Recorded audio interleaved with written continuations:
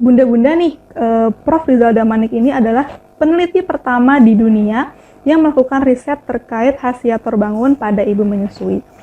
Prof. Rizal ini juga membandingkan torbangun, fenugreek, dan juga moloko. Dan mungkin bisa diceritakan juga nih Prof. terkait torbangun sendiri itu khasiatnya seperti apa untuk ASI. Iya, sebagaimana tadi sudah saya jelaskan begitu ya, bahwa saya ini lahir dari keluarga Batak nih. Bapak dan ibu saya Asli ya Pak? dua-duanya asli orang Batak, meskipun saya lahir di Bogor ya. Jadi orang banyak bilang wah ini adalah Batagor katanya ya. Batak Bogor ya Pak? Batak Bogor, bukan bakso tahu goreng tapi Batak Bogor maksudnya begitu ya.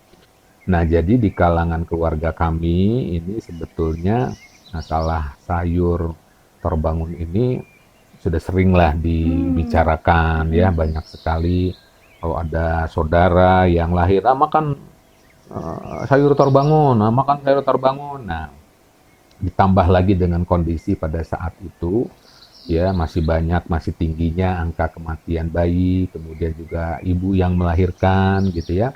Nah, kemudian kondisi gizi juga yang masih harus ditingkatkan, bermasalah, kekurangan gizi. Nah, pada tahun 2001, yaitu saya tertarik untuk melakukan penelitian tentang khasiat daripada sayur terbangun bagi ibu menyusui yang menurut orang Batak ini dapat meningkatkan produksi air susu dan juga memberikan tenaga bagi si ibu ya sehingga dia kuat untuk mempraktekkan menyusui tadi selama 6 bulan pertama. Nah, jadi saya melakukan riset ini eh, di tanah leluhur, di mana tradisi ini berasal, yaitu di tanah Batak di Kabupaten Simalungun. Kemudian juga yang memasaknya berdasarkan resep tradisional, ya itu seperti apa dimasaknya itu adalah oleh tetua orang tua yang ada di Simalungun sana. Jadi dia tahu persis bagaimana ya cara menyajikannya.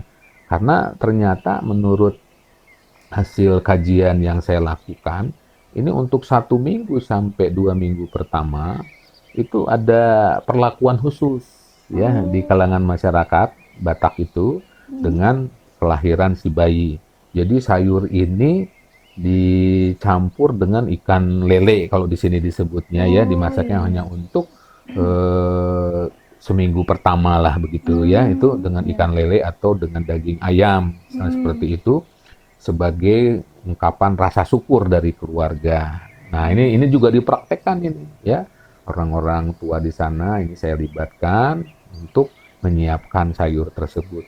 Juga respondennya ini adalah orang Batak juga ini ya. Jadi benar-benar ini kita lakukan uji klinis yang pertama di dunia ya, dilakukan di Simalungun, kemudian pada resepnya juga tradisional secara yang dipraktekkan ya pada zaman dulu dan juga disajikan oleh ibu dari orang Batak. Nah, karena saya ingin menguji khasiatnya, tentunya kalau tidak dibandingkan dengan Lactogogum yang sejenis, Lactogogum itu pelancar ASI, ya, itu kurang pas, ya, sehingga saya pembandingnya itu membandingkan dengan fenugreek, ya, fenugreek ini adalah berasal dari herbal juga berupa herbal, tapi ini banyak dikonsumsi oleh ibu-ibu menyusui di negara Eropa maupun di Amerika. Ya, fenugreek ini kita gunakan untuk satu kelompok pembanding dan kelompok pembanding kedua itu adalah ibu-ibu menyusui yang mengonsumsi moloko B12. Nah, moloko B12 itu adalah Lactagog ya yang banyak diresepkan oleh dokter di Indonesia. Nah, tapi memang terbatas di kota-kota ya, bukan di pedesaan begitu ya. Nah, jadi ada 3 kelompok ya, kelompok yang mengonsumsi sayur terbangun, kelompok yang mengonsumsi moloko, dan juga kelompok yang mengonsumsi fenugreek. Dan ternyata hasilnya ya, jadi saya melakukannya sesuai dengan tradisi. Ya, menurut tradisi sayur terbangun ini kan dikonsumsi selama 1 bulan. Ya, jadi saya berikan intervensi selama 1 bulan, kemudian tidak diberi suplemen ya, bulan keduanya dan sampai bulan ketiga juga tidak kita berikan suplemen, jadi berhenti. Dan kita ingin melihat pengaruhnya itu bagaimana terhadap produksi air susu dan juga si bayi, ya, bayi yang dilahirkan. Iya, iya. Ya, ini kan mulai dikonsumsinya hari pertama melahirkan, ya, pada saat si ibu itu melahirkan bayinya, dari situ dia boleh mulai mengonsumsi sayur terbangun ini. Dan ini juga diberikan pada waktu yang sama, begitu juga dengan suplemen-suplemen, 2 suplemen yang lain. Nah, dari hasil riset ini dapat disimpulkan bahwa produksi air susu ibu yang mengonsumsi sayur terbangun itu memang meningkat sebesar 65%, Wah. begitu ya. Dan masih ada residual effect, begitu ya. Jadi efek sesudah tidak mengkonsumsi. Ya, tadi kan saya katakan mengonsumsi sayur terbangun selama 1 bulan. Nah, ini kita ukur, kemudian juga ada bulan kedua, ya sudah tidak mulai mengonsumsi, kami juga melakukan pengukuran. Tetap Dan diukur ternyata ya, Prof, tetap ya masih berproduksi. Dan pada bulan ketiga itu juga kita melakukan pengukuran. Jadi tetap berproduksi ya toh, meskipun tidak setinggi yang ini, tapi penurunan produksi air susu ibu di kalangan kelompok terbangun ini lebih rendah dibandingkan 2 kelompok lainnya. Dan peningkatan produksi air susu ini juga kita konfirmasi ya dengan pertumbuhan si bayi. Ya kan, jadi tadi dia mulai hari pertama lahir dia mulai makan. Jadi kita lihat itu pertumbuhan si bayi sejak hari pertama sampai 3 bulan, ya sampai 90 hari. Bagaimana pertambahan berat badannya, lingkar kepala, ya, lingkar dada, kemudian panjang, semuanya ini adalah parameter-parameter yang memang digunakan untuk mengukur pertumbuhan bayi. Nah, tidak juga dengan parameter-parameter tersebut, ini lebih dilengkapi lagi, ya, dengan angka kesakitan, ya, angka kesakitan dari si bayi selama 3 bulan pertama kehidupan.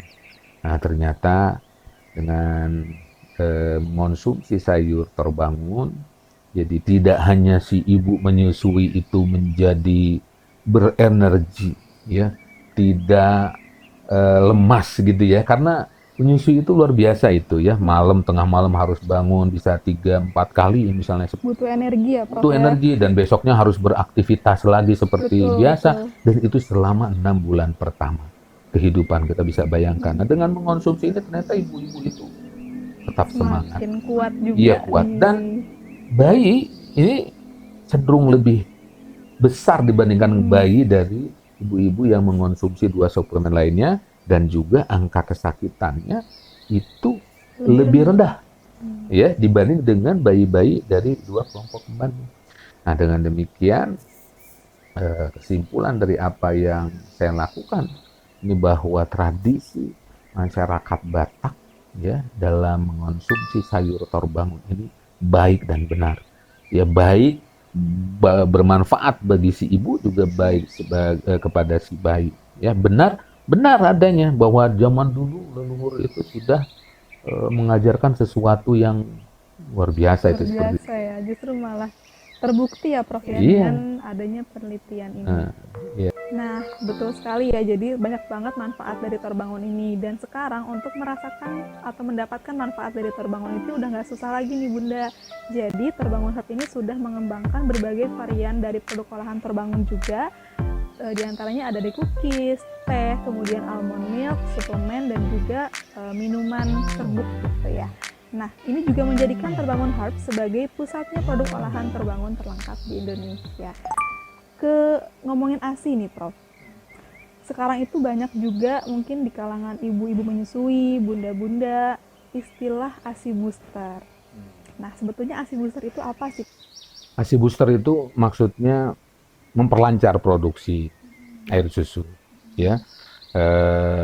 Cuman kalau bilang memperlancar itu barangkali kurang begitu enak terdengar di telinga begitu ya. Mesti ada satu istilah-istilah yang kiranya unik misalnya kayak gitu. Jadi disebut di booster saja ya. Jadi dengan meningkatkan produksi air susu melalui stimulasi ya, sebetulnya menstimulasi kelenjar-kelenjar penghasil air susu. Nah, Torbangun juga seperti itu, jadi dia memperlancar ya produksi air susu karena adanya komponen aktif ya daripada dari tanaman Torbangun ini yang berefek langsung kepada menstimulasi produksi air susu. Nah, itulah kira-kira dari ASI booster ini. Sebetulnya kalau dari dibicara tentang booster itu, apakah sifatnya memaksa atau bagaimana sih, Prof? Oh tidak memaksa begitu ya. Jadi ini lebih kepada menormalkan ya, menormalkan produksi air susu. Ya kenapa saya katakan menormalkan? Kalau saya ibaratkan ya sebuah pipa saluran air begitu. Nah kalau misalnya sebuah pipa saluran air itu kita aliri air, tidak ada hambatan apa-apa, ini maka volumenya juga perjalanannya itu lancar. Betul. Kalau kita bayangkan misalnya di saluran air tersebut ada hambatannya. Hambatan ini bisa berupa misalnya daun-daun yang kering kemudian masuk ke dalam saluran air tersebut. Yang pertama periode waktunya jadi lebih lama. Kemudian juga volume air yang bisa mengalir itu menjadi berkurang, Iya, kan kayak begitu. Nah, ini dengan membersihkan saluran tersebut, ya, maka nanti akan kembali menjadi lancar. Nah, ini seperti itulah analoginya.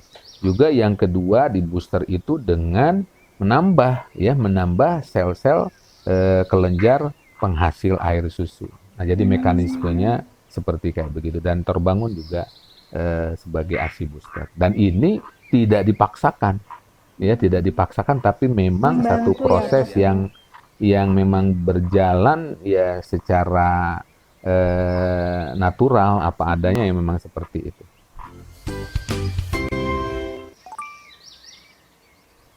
Nah, untuk waktu terbaik konsumsi terbangun ini sebetulnya kan nih, Prof. Ya, jadi yang terbaik konsumsi sayur terbangun itu adalah pada saat bayi sudah lahir. Ya, ini harus perlu menjadi catatan penting ya, tidak dikonsumsi pada saat bayi belum keluar. Ya, jadi dia harus konsumsi ya pada saat hamil itu jangan dikonsumsi karena kita memiliki data dan bukti ilmiah begitu ya, jika dikonsumsinya pada saat hamil maka ini akan mengganggu pertumbuhan si janin yang ada di dalam rahim ya. Kita melakukannya pada hewan mencit ya. Jadi pada hewan mencit ini terganggu pertumbuhan si janin. Jadi kita tidak merekomendasikan untuk dikonsumsi pada saat hamil. Tapi begitu bayi sudah keluar ya, karena ini nanti sifatnya memperlancar pengeluaran air susu.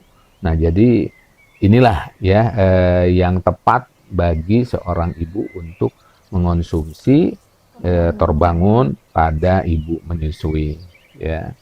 Nah, sebetulnya kalau boleh saya tambahkan ya, ini juga bagi yang tidak sedang menyusui boleh juga ini meminum atau mengonsumsi sayur terbangun karena dalam sayur terbangun ini kan terkandung berbagai zat gizi ya, gizi mikro dan mineral yang dibutuhkan dan baik untuk kesehatan kita.